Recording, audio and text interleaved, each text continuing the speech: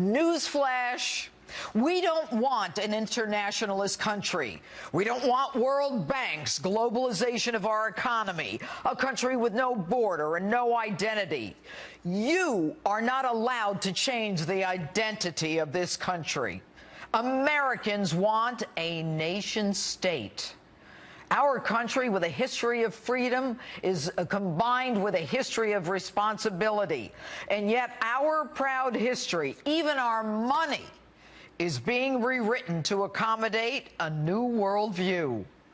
We are so beaten down by political correctness that most of us are numb to the surrender of America. And as for those naysayers, the one who say, Donald Trump just can't win, listen up.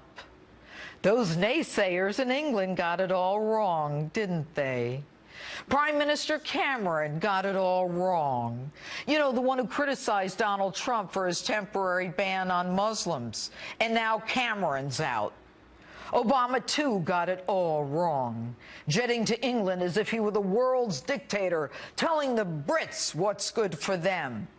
And while we're at it, Hillary Clinton got it all wrong on just about everything except her bank account. When the President of the United States, a country founded on the Judeo-Christian ethics, tells Christians at a prayer breakfast, no less, to get off their high horse after Christians get their heads cut off, not even willing to mention Islamic extremism, when the President of the United States allows hordes of immigrants whose names, let alone backgrounds, we don't even know, while ISIS proudly announces that they're infiltrating these refugees, when states are not even notified who the federal government is sending to live in their neighborhoods, flying in unknowns from Central America and the Middle East en masse, and they demand Sharia law in place of American law, then we are in the wilderness, folks.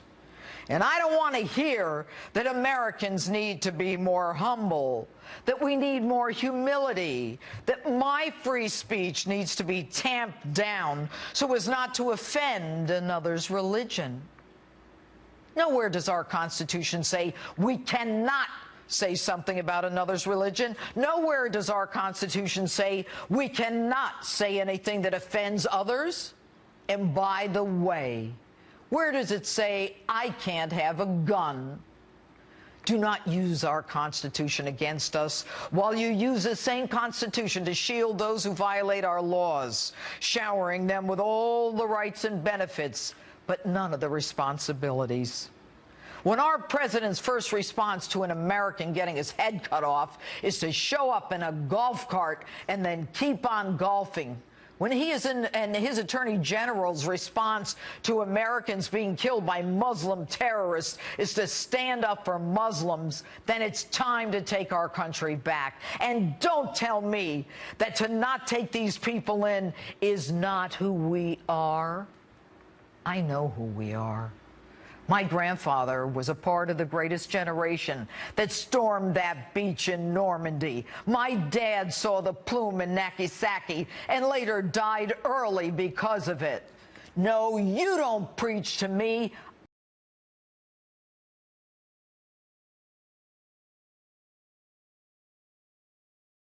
I know who we are, and I know who I am. I am an unapologetic nationalist. I am an unapologetic American. And that Statue of Liberty that says, give me your tired and your poor and your huddled masses, we never had a problem taking them in from the beginning. We're the most generous country in the world. As a judge, I've sworn in newly naturalized citizens for years and have never been more proud of immigrants and America. But they do it legally. They have to swear allegiance to America, follow our laws, and they cannot be exempt from arrest because of their illegal status, as they now are in sanctuary cities. Even the Supreme Court had to stop the president who attempted to ban the deportation of 4 million illegals and give them an automatic right to work here. Folks, when a man running for president proudly carries with him the sword of socialism, and when a woman running for president accepts money from countries that kill gays and stone women to death for her family's so-called charity, when their holdings are invested in the Cayman Islands and her husband is middleman to some of the world's biggest deals as they feather their nest at the expense of America, it is time to take the country back. So no, I don't believe in globalization. I don't believe in this internationalist mumbo-jumbo hogwash. I don't believe in self-denigration. I believe in our nation state. I believe in our borders. And I believe in the law, the Constitution, and the Declaration of Independence that outlines the character of the people and who we are. Every week, I speak to you in front of a backdrop. But it's so much more than that. It's the American flag. It represents the spilled blood and treasure of those who gave up everything for this great nation. It stands for freedom, equality, and justice. And I'm damn proud of it. And that's my open. Tell me what you think on my Facebook page or Twitter, hashtag Judge Jeanine. And joining me now is the co-host of The Five, Juan Williams. Good evening, Juan. Nice to have you on the show tonight. How are you? I'm great. The weather is great. Good evening, Judge Jeanine. Your opening statement was strong. Yes. All right, let's talk about Brexit. I appreciate that. So I won't let you hit me right off the bat, Juan. No. What do you think is happening with Brexit, Juan, and the fact that, you know, the Brits decided to exit the EU? What was that about? Well, I think there are a number of things to say here. One is I think you have a lot of people reacting to the immigration issue that we know is very high on their agenda. And secondly, the impact of the loss of so many jobs, especially in Britain. You've had a terrific, recession. They got hit much harder than we got hit here in the United States. Their unemployment is much higher. So I think you have those factors playing. But to pick up on what you said in your opening statement, anybody in this country who thinks, well, gee, we're so different, they might be whistling past the graveyard, Judge Jeanine, because you look at the polls over there, the polls were wrong. You look at the anti-establishment fervor over there. I see a lot of it over here. And when you stop and think about, even their history. Remember, Margaret Thatcher won and brought conservatism to Great Britain. The next year, it was Ronald Reagan right here in the United States. But where I think you're off a bit is our electorate is much different. Over there, they don't have the diversity. The working class there is almost all white, while the working class here has lots of Latinos Juan, and that's black a great people. point. That's a great point. We are more diverse, but it was about London, almost the urban, more cosmopolitan versus the other areas. But London and the Brits have a big immigration issue too, so they're not as homogenous as they once were. But isn't there a worldwide reaction to this immigration thing, this lunacy of, no borders anymore? And I know you're not a Trump fan, and I am a Trump fan.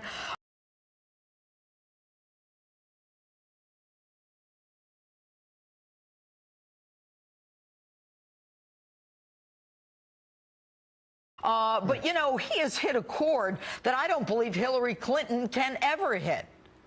No, but remember two things. One is, for Britain and for the European Union, they have endless borders, and they were being controlled by the European Union in Brussels in terms of immigration flows and entry. Here in the United States, we are blessed to have two large oceans, and we have two neighbors, Canada and Mexico. That's about it. You talk about Syrian refugees and fears that they're being infiltrated by terrorists.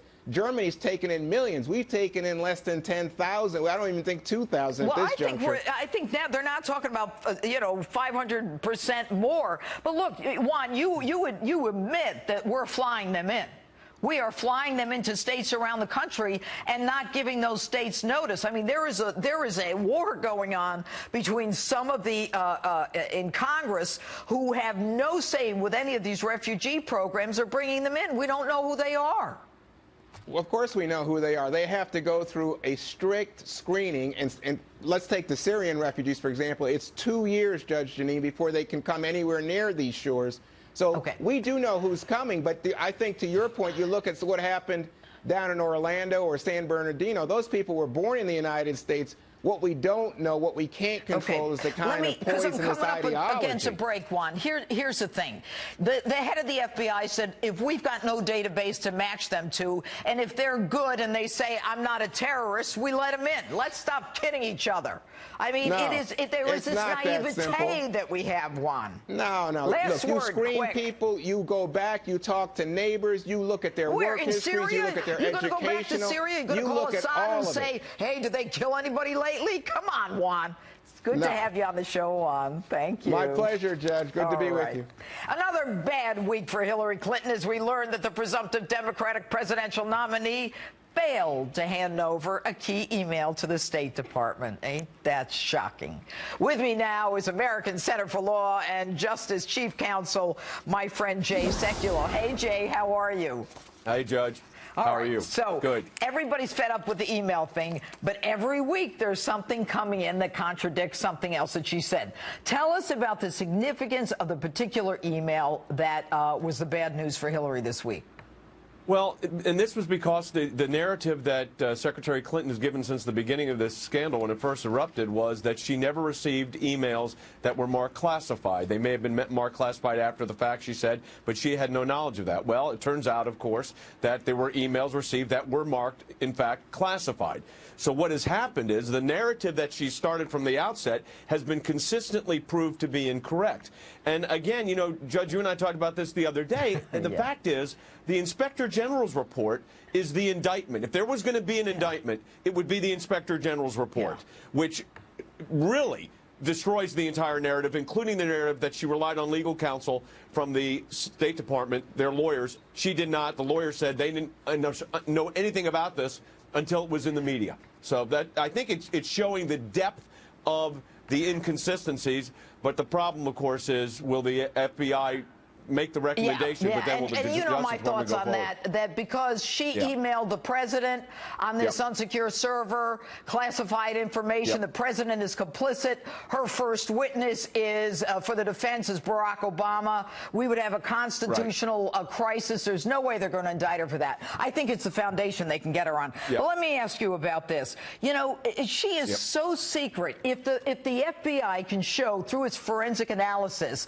of the deleted emails that what was deleted is the connection between her doing favors for China and Russia and Uzbekistan and Saudi Arabia, while at the same time they were given money, then an indictment should be forthcoming. Well, this is the, of course, this is the aspect you know as a judge and I know as a lawyer, litigator. The fact is the FBI goes where the evidence leads. And here in this particular situation, you've got the unusual situation where a Secretary of State and at the same time her husband and their family have the foundation. And the foundation apparently has been receiving gifts from a variety of governments, many of which have horrible records on human rights issues. But if, in fact, there was a quid pro quo, and the Supreme Court's going to decide a big quid pro quo case tomorrow, probably Monday, the fact is that could be the real Jay, here's the bottom line. People don't care that she talks out of both sides of her mouth that she's in favor of women while she's got, the team that trashes all the women that her husband fooled around with and did worse. But what they do care about is the pay for play.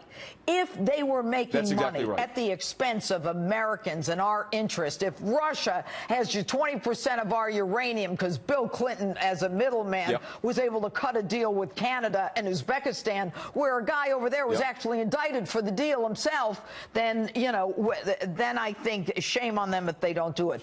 But what about Democrats? I mean, they got to be smarter than this. She won't hand over her Wall Street speeches. Now we find out she met with Steve Schwarzman, Blackstone, and the CEO of all these major companies and banks, world banks, and dropped that information and left it off her calendar. And I think here's what you've got, and you said this in your opening statement. The fact is that whole approach that the DNC is utilizing right now was thoroughly rejected in the United Kingdom as they pulled out of the EU. That same sentiment's here. The question will be, of course, politically, can Donald Trump take that sentiment and turn it into votes at the ballot box? But I think the vulnerability, clearly, on the issues, when you look at and you talk about immigration, and I'm the grandson of an immigrant, so my grandfather came in through Ellis Island. Exactly. But this sentiment's there. So I think there's vulnerability here. The question will be, will the American people take a look at the situation and say, you know what, this is our country, we're gonna take it back? And I think that's the real question of the day for the electorate. And the fact that as a result of the Supreme Court decision, Obama can no longer ban the deportation of 4 million illegals and give them jobs because he feels like it. It's going to be a different world. Yeah. Jay Sekulow, he said he had a pen and a phone. He ran out of a battery, and he's out of ink. That's what the Supreme Court said. Thanks for being with us tonight, Jay. Thanks, Judge. All right. And one of Donald Trump's top economic advisors is here to talk with me about the Brexit vote and how the campaign can capitalize on it. My interview with him is next. And then Sheriff David Clark joins me live to talk about this week's Brexit vote lead to change in the United States come November. Let's ask Heritage Foundation economist and Donald Trump economic advisor Steve Moore. Steve, what's your take on the last 72 hours in Brexit? Some people think it's just about the economy. Is it? Hi, Judge. Great to be with you. Well, it's partly about the economy, no question about it. In England, in Europe, and here in the United States, the middle class, the working class, is in a kind of revolt right now. They're not feeling that we've ever really come out of this recession. Their paychecks are shrinking. That's certainly happening here in the United States. And there is this kind of rebellion that's going on. We saw this in the rise of Donald Trump, and I think that was part of the explanation for what happened in that. Remember, nobody expected that vote that we had. Well, all the predictions were that it wasn't going to happen. You know what, Steve? You know what I think is interesting? When I started reading about this more, I think like a lot of people, it's happening in Britain. What's that got to do with us? But at the same time, what I find fascinating is that Cameron had Obama go over there and say, in his dictatorial, you shouldn't leave. But what they started saying is that if they exited the EU, that it would harm the national security, that Abu Bakr al-Baghdadi, the leader of the Islamic State, was probably in favor of Britain leaving the EU. They were so desperate to not leave it. What was that about? Well, it was over the top. The rhetoric was completely over the top. By the way, it was over the top in Europe, it was over the top in the UK, and it was over the top here in the United States with the president saying you're going to go to the end of the line and it's going to be Armageddon. And you know what happened, I think, Judge, is that people, not just in the United States, but in Britain, I think in Europe as well, they're tuning on to do. Do you think other countries in Europe are going to follow this? I do. I think you're going to see. Well, that's a good question. Greece? The question is what happens to Germany, because Germany's paying all the bills over there, right? And so there's real anger there. Angela Merkel, she invited him in. Let her pay the bill. Exactly. But you said Greece. Greece will never leave the EU because they're the ones who are collecting all the money. So they want it. But one of the things that upset the British citizens is their net payers. They have to spend I learned this from Fox News, $10 to $20 billion a year from the British taxpayers go over to Europe, and people said, I'm sick of that. And I think you're seeing the same thing here in the United States. Remember where Donald Trump says, why are we paying all the costs for NATO? Why isn't Europe paying for their own defense? I never realized it, but apparently they're only paying 4% or something absurd. The other NATO members were paying like 96% of that. That's bizarre. But this scaremongering, and it isn't really about big business, big banks, the establishment, being able to continue to pull the strings on the working man. No question about it. Yeah, this was a workers' class revolt, and I loved did you see the headline in the New York Post this morning, Judge? Power to the people. Yeah, I had it in my open, Steve.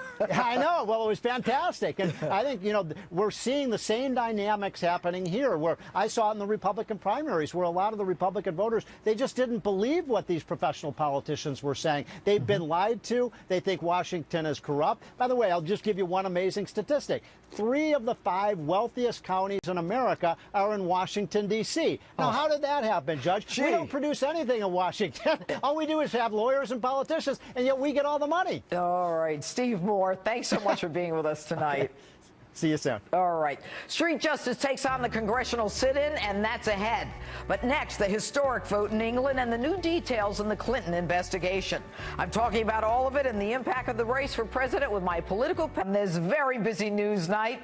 Trump, Hillary, Brexit. So much to talk about. Let's get right to it with my all-star political panel, American Conservative Union Chairman Matt Schlapp and former senior aide to Democratic Senator Charles Schumer, Chris Hahn. Chris, where are you? I am in West Babylon, New York, out on Long Island. Oh, all right. Well, you're in the Hamptons. All right, Matt, Brexit, who does it benefit, Trump or Clinton? Trump, absolutely. You know what Hillary Clinton's campaign slogan is? Stronger together. What was the slogan of those who wanted to stay in the EU? Stronger together. There are so many themes that parallel what's happening in the UK and what's happening here. It's really interesting. Well, yeah, it is interesting, Chris, and I don't think you can deny that this is something that doesn't benefit Hillary. And you know what? The fact that she couldn't figure out a statement for a while tells me they were like in the trenches saying, oh, my goodness. But let's talk about what happened with this sit-in in Congress this week. Okay, so they have this gun control sit-in. What was the point of that? If they couldn't get enough people to get a signature, to get a petition signed for a vote, they couldn't get the amendments passed, they couldn't get in the House or the Senate. What is this, play acting? I thought it was exciting politics for a couple of hours. I think America really woke up to see that there's no action happening in Congress on a very serious issue. And whose fault is that? I mean, all politics, Judge, is theater. Okay, but whose fault is it? Is it the Republicans' fault? I think that Speaker Ryan should let this come to a vote. If he really wants to see it happen, he should let it. You know what? If they can't follow the system and the process to get a bill to on the floor, then it's their fault. It's a bipartisan failure. And you know what cracks me up, Chris? I just got to tell you this. Obama had the House and the Senate in 2009 and the White House, and today he's like, the Republicans are stopping us from doing this. What do you say, Matt? Hey, I think he wasted an opportunity then. What did you say, Chris? Sorry, Matt. I think he wasted an opportunity on guns back then. Yeah, we know he wasted. I thought you were going to defend him. Go ahead, Matt. Guns. He didn't pass anything on immigration, shockingly enough. You know what this was, Judge? This was a sit-a-buster. It was people sitting around doing nothing. Well, they do nothing anyway. Do you know why they ended the sit-a-buster? They ended the sit-a-buster because they wanted to catch airplane flights to get out of town, and many of them wanted to go to the congressional baseball game. It was shenanigans and just a ploy from the beginning, and it's why Americans really hate Congress. They do. I got to tell you, walk the street. Wait till you see Street Justice. They hate them. All right, what about the Supreme Court this week, Chris? Bad week for the Dems again. Supreme Court decision, the 4-4 split, keeps the Fifth Circuit decision in place. The president is trying to block the deportation of 4 million illegal immigrants and give them a license to work. And they said, no way, Jose. Well, you know, bad for the president today, good for Hillary in November. If you're a Latino voter in America right now, you know exactly who's on your side and who you should be voting for. But you know what? I got to tell you. If Donald Trump doesn't get over 35% of Latinos, well, he ain't getting if they're elected. illegal, how are they going to vote? Well, no, you know, that's the thing. Legal Latinos in this country feel very strongly about this because they know how hard the process was. The legal Latinos who came the right way, who got a lawyer, who swore allegiance in this country, who know our history, who want to speak our language, they're angry that they had to pay those lawyers. He's underwater in Florida, and it's because of the Latino vote. He's doing very well among white males. Okay, Chris. Here's the deal. What happened in Brexit had a lot to do with immigration. Sure, the fact is this, which is we talk about nationalism. I just like to talk about sovereignty. Whatever happened to the idea that a country controls its borders and who enters this country? Matt, we are a nation of people who used to be immigrants, let him finish, but we get to control when the immigrant gets to become a legal resident and a citizen. Guess what, Chris? That's not racist. And guess what else? Americans are responding to that message. Go ahead, Chris. Most Americans, Matt, including Donald Trump, didn't even know what Brexit was 2 weeks ago. They know I got to now. tell you something. They know now, Chris. The Latino voters and educated whites in America are not going to stand for that kind of isolationism that they had there in Britain. In fact, most British people today are regretting what happened last week. That's really? untrue. Did you do your that's own poll, untrue. Chris? Stop with the hogwash, Chris. Most Brits are regretting the decision they made 48 hours ago? Are you kidding? Well, at least Judge, look, the polls actually show that more Brits are actually regretting the fact that they didn't also vote to pull out of the EU than the opposite. So that's completely untrue. And the fact is this, which is there's going to be some political turbulence after this pullout. There's no question. And everyone's going to use it for their political advantage. The fact is people get the truth here. Countries should be able to control their borders and control their economies. And that's the theme of the day. What's wrong with being an American? What's wrong with being proud of this nation? Why are people flying the flags from other countries and burning the American flag? I get the First Amendment, but you know what? They went too far. First of all, most people do not burn the American flag. Most people, well, there the people are very carrying small, the flags small from the minority. other countries are. Judge, I think most people, immigrants, non-immigrants, even people coming here illegally, want to be part of the American dream. That's why they come here. That's why my grandfather came here. If they want to be part of the American dream, follow the American law, Chris. That's right. Well, look, if the American law was fixed the way it was supposed to be, if we were able to deal with the market in place. Your family, my family, Matt's family follow the law. There was Judge, a system the fact is this. Not only do we have people here who shouldn't be here, they're here illegally. You know what the courts just showed, and the Supreme Court? The President of the United States is acting in an illegal fashion when he tries to give these people illegal status. In a sanctuary city, we don't deport them, and they're killing people. Shame on us. Match slap, Chris Hahn. Bye. Street justice is still ahead, and next, some Law and Order with Sheriff David Clark. We'll talk about the Freddie Gray verdict this week. Don't go away. Found not guilty of all charges. That makes him the third officer in that case tried without a conviction. Meanwhile, there are growing calls for prosecutor Marilyn Mosby to step down and drop the charges against the other officers in this case. Here with reaction, Milwaukee County Sheriff David Clark. Good evening, Sheriff. All right, the Freddie Gray case and what happened in Baltimore is pretty much a symbol of the black community's distrust of law enforcement. And yet here we had a black prosecutor, a black victim, a black defendant, and a black judge. Is this a racist verdict? Not even hardly.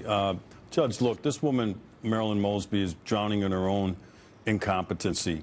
Justice has prevailed for one of Baltimore's finest yet again. Look, you're a former prosecutor, a district attorney.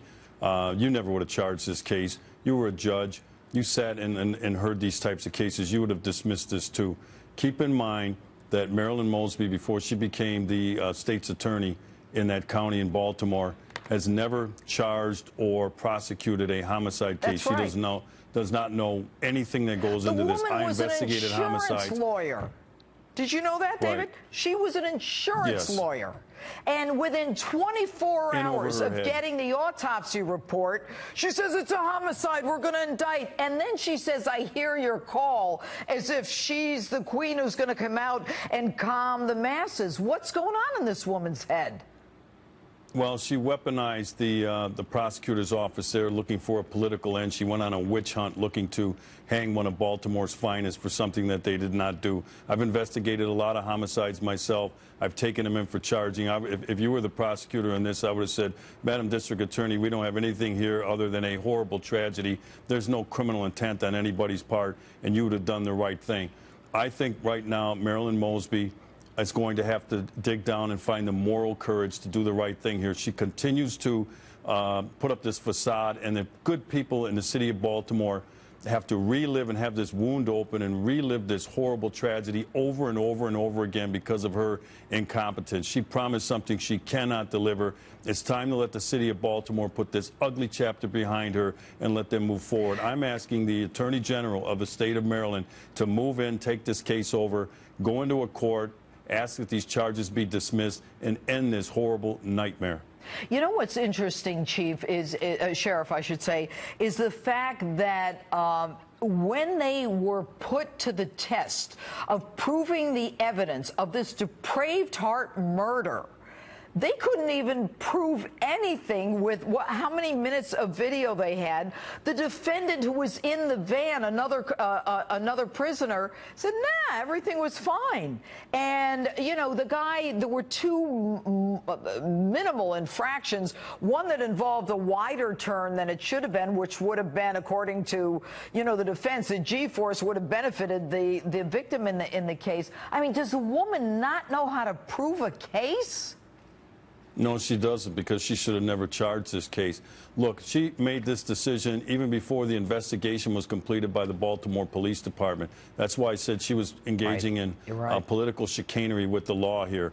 And now she doesn't know what to do. She may become the first prosecutor in U.S. history to have a 6-defendant case and go 0 for 6. Well, those are pretty bad numbers. But let me ask you this. Look, as a DA, I ran my office. You know, I had a lot of investigators and cops who worked for me. The most important thing that we can do as prosecutors is to work closely with cops. How do you think it's working in that DA's office for the victim of rape, the victim of larceny, a burglary? I mean, when the cops go into the DA's office, I mean, what's it like? This woman is looking to hang these people with no evidence. How does this impact the community? She's damaged. She has no integrity. This relationship is ruined between her, the community, and the law enforcement officers, Baltimore's finest. That's why I think that she should give up her law license after she pulls out of this. And if not, I think the Maryland Bar Association ought to conduct an investigation and suspend her license. A first-year law student, a first-year person who's in law school would know, Judge, you know this, that they don't have anything to suggest any criminality above the standard needed, especially for a homicide. I've worked homicides. I brought them in for review. It's a very high standard, and most times prosecutors don't take chances with these types of cases. All right, Sheriff David Clark, thanks so much for being with us. And lawmakers take a seat in a sit-in on Capitol Hill, so I hit the streets to talk about it in Street Justice. Stay with us. Sit-in over gun control legislation, a sit-in. They stopped working because they were mad that they couldn't get their way. So I hit the streets for some street justice to get your take on the congressional chaos. Take a look. Okay, what do you think of the congressional sit-in when everybody brought their sleeping bags and sat on the floor in Congress because they couldn't get their way? It's a start. It's a start? No, it's a stop. It's not a start. All right, it's a stop. I mean, get something done already. So you have all these Congress people bringing in their sleeping bags because they can't get a bill passed and they're kicking and screaming. Is it any wonder they're held in such low esteem? It's not wonder. I mean, that's what they're doing anyways. So what are they doing? They're sleeping. They brought their sleeping bags. They're ready to camp out. Yeah, well, now they're admitting that they're doing nothing but sleeping. Listen, I just like to see our government get together and be effective. I'm getting tired of watching what goes on. Yeah, but we're all tired. They're held in such low esteem. 18% approval rating, okay? Deserve it. It's all a play to take our guns. Don't believe it. I'm telling you, it's just not right. They're acting like children, but if the Republicans did that, oh my Lord. What do you think of all these Congress people and the sit-in in Congress because they couldn't get a bill passed? They brought their sleeping bags. Well, I think sometimes drastic action is necessary to get things done. Why sit in Congress? Go outside and sit in and let Congress do the people's work. Well, I think they're sitting in because they want to create action. And that's the place to be. I mean, doing it outside is not going to probably have as great of an effect as doing it inside. Look at the attention you're giving it. The amazing thing is that they couldn't get a bill passed in the House, the Senate. They couldn't get enough for the amendment, and so they're stopping the people's business in Congress. That's just wrong, isn't it? Totally wrong. Absolutely, it's childish. It's imbecile. Why is Congress held in such low esteem? Because they don't get anything done. What should we do? You're very kind. 18% approval, kick them all out. Kick them all out and get a leader. Do you think we need a leader? Well, we have a leader. I think President Obama is a great guy. His inability to get things done is a question. I don't know why. Inability? The guy ignores the Constitution and decides he's going to do some executive action and let everybody stay. I'm a Republican.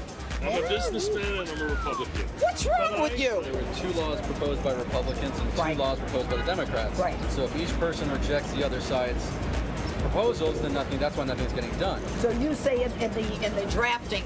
In the drafting process, you have to have something that both parties can get on board with. It might not be everything they want, but it's not everything they don't want. Right. That's how we're going to get something done in this country. Okay. You got to let them go because they're going to do what they're going to do anyway. Yeah. And the more attention we pay to them, the more they're going to do it. Yeah, you're right. Would you say they're losers? I would never call anyone a loser, but I would say, hey, to each their own. They're sleeping and they're sleeping bad. Yeah, in Congress, in Washington. Does that surprise you? They probably wasn't doing nothing in the first place anyway, so, I mean, it's good to get rest. You know, if you ain't working, you might well go and get you some rest. We'll be right back.